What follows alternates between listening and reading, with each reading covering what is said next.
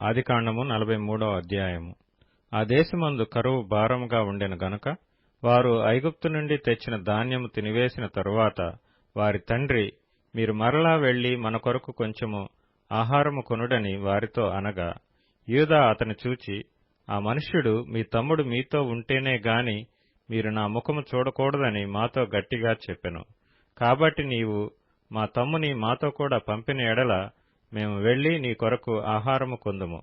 నీవు వానిని పంపనొల్లని ఎడల మేము వెళ్ళము. ఆ మనుష్యుడు, మీ తమ్ముడు మీతో లేని ఎడల మీరు నా ముఖము చూడకూడదని మాతో చెప్పెననెను. అందుకు ఇశ్రాయేలు, మీకు ఇంకొక సహోదరుడు కలడని మీరు ఆ మనుష్యునితో చెప్పి నాకు ఇంత శ్రమ కలుగచేయనేలా అనగా, వారు ఆ మనుష్యుడు మీ తండ్రి ఇంకా సజీవుడై ఉన్నాడా, మీకు సహోదరుడు ఉన్నాడా అని మమ్మను గూర్చియు మా బంధువులను గూర్చియు ఖండితముగా అడిగినప్పుడు మేము ఆ ప్రశ్నలకు తగినట్టు అతనికి వాస్తవము తెలియచెప్పితిమి.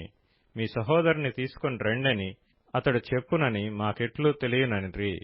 యూదా తన తండ్రి అయిన ఇశ్రాయేలును చూచి, ఆ చిన్నవానిని నాతో కూడా పంపుము, మేము లేచి వెళ్ళుదుము. అప్పుడు మేమే కాదు నీవును మా పిల్లలను చావక బ్రతుకుదుము. నేను అతని గూర్చి పూటబడుదును, నీవు అతని గూర్చి నన్ను అడగవలెను. నేను అతని తిరిగి నీ యొద్దకు తీసుకొని వచ్చి నీ ఎదుట నిలవబెట్టని ఎడల ఆ నింద నా మీద ఎల్లప్పుడూ ఉండును. మాకు తడవు కాకపోయిన ఎడల ఈ పాటికి రెండవ మారు తిరిగి వచ్చియుందుమని చెప్పగా, వారి తండ్రి అయిన ఇశ్రాయేలు వారితో, అట్లైనా మీరిలాగు చేయుడి. ఈ దేశమందు ప్రసిద్ధములైనవి అనగా కొంచెము మస్తకి, కొంచెము తేనె, సుగంధ ద్రవ్యములు, బోళము, పిస్తాచకాయలు, బాదము కాయలు మీ గోనెలలో వేసుకొని ఆ మనుష్యునికి కానుకగా తీసుకొని పోవుడి. రెట్టింపు రోకలు మీరు తీసుకొనిడి. మీ గోనెల మూతిలో ఉంచబడి తిరిగి వచ్చిన రోకలు కూడా చేతపట్టుకొని పోయి మరలా ఇచ్చివేయుడి. ఒకవేళ అది పొరబాటై ఇండును, మీ తమ్ముని తీసుకొని లేచి ఆ మనుష్యుని యొద్దకు తిరిగి వెళ్ళుడి. ఆ మనుష్యుడు మీ ఇతర సహోదరుని బెన్యామీనును మీకు అప్పగించినట్లు సర్వశక్తుడైన దేవుడు ఆ మనుష్యుని ఎదుట మిమ్మును కరుణించునుగాక. నేను పుత్రహీనుడనై ఉండవలసిన ఎడల పుత్రహీనుడనగుదునని వారితో చెప్పెను.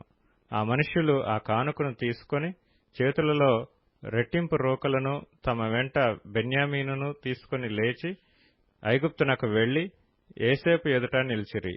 యోసేపు వారితోనున్న బెన్యామీనును చూచి తన గృహ నిర్వాహకునితో, ఈ మనుషులను ఇంటికి తీసుకొని పోయి ఒక వేటను కోసి వంట సిద్ధము చేయించుము. మధ్యాహ్నమందు ఈ మనుషులు నాతో భోజనము చేయుదురని చెప్పెను. యోసేపు చెప్పినట్లు అతడు చేసి ఆ మనుషులను యోసేపు ఇంటికి తీసుకొని పోయెను. ఆ మనుషులు యోసేపు ఇంటికి రప్పింపబడినందున వారు భయపడి, మొదట మన గోనెలలో తిరిగి పెట్టబడిన రోకల నిమిత్తము అతడు మన మీదికి అకస్మాత్తుగా వచ్చి మీదపడి మనలను దాసులుగా చెరపట్టి మన గాడిదలను తీసుకొనుటకు లోపలికి తెప్పించననుకొనిరి. వారు యోసేపు గృహ నిర్వాహకుని యొద్దకు వచ్చి ఇంటి ద్వారమున అతనితో మాట్లాడి, అయ్యా, ఒక మనవి. మొదట మేము ఆహారము కొనుటకే వచ్చితిమి. అయితే మేము దిగిన చోటికి వచ్చి మా గోనెలను విప్పినప్పుడు, ఇదిగో మా రోకల తూనికకు సరిగా ఎవరి రోకలు వారి గోనెమూతిలో నుండెను. అవి చేత పట్టుకుని వచ్చితిమి. ఆహారము కొనుటకు మరి రోకలను తీసుకుని వచ్చితిమి. మా రోకలను మా గోనెలలోనెవరు వేసిరో మాకు తెలియదని చెప్పిరి. అందుకతడు, మీకు క్షేమమగునుగాక, భయపడకుడి. మీ పితరుల దేవుడైన మీ దేవుడు మీకు మీ గోనెలలో ధనమిచ్చెను. మీ రోకలు నాకు ముట్టినవని చెప్పి షిమ్యోనును వారి యొద్దకు తీసుకొని వచ్చెను. ఆ మనుష్యుడు వారిని యోసేపు ఇంటికి తీసుకొని వచ్చి వారికి నీళ్లియగా వారు కాళ్లు కడుక్కుకొనిరి. మరియు అతడు వారి గాడిదలకు మేత వేయించెను. అక్కడ తాము భోజనం చేయవలనని వినిరి గనుక మధ్యాహ్నమందు యోసేపు వచ్చు వేళకు తమ కానుకను సిద్ధము చేసిరి. యోసేపు ఇంటికి వచ్చినప్పుడు వారు తమ చేతులలోనున్న కానుకను ఇంటిలోనికి తెచ్చి అతనికిచ్చి అతనికి నేలను సాగిలపడిరి. అప్పుడు, మీరు చెప్పిన ముసలివాడైన మీ తండ్రి క్షేమముగా ఉన్నాడా, అతడు ఇంకా బ్రతికియున్నాడా అని వారి క్షేమ సమాచారం అడిగినందుకు వారు, నీ దాసుడైన మా తండ్రి ఇంకా బ్రతికియున్నాడు, క్షేమంగానున్నాడని చెప్పి వంగి సాగిలపడిరి.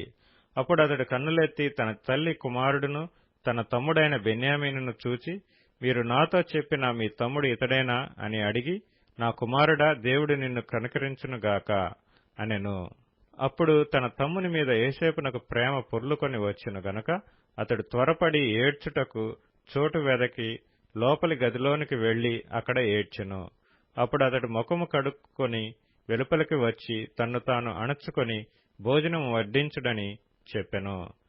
అతనికిని వారికిని అతనితో భోజనం చేయుచున్న ఐగుప్తీయులకును వేరువేరుగా వడ్డించిరి.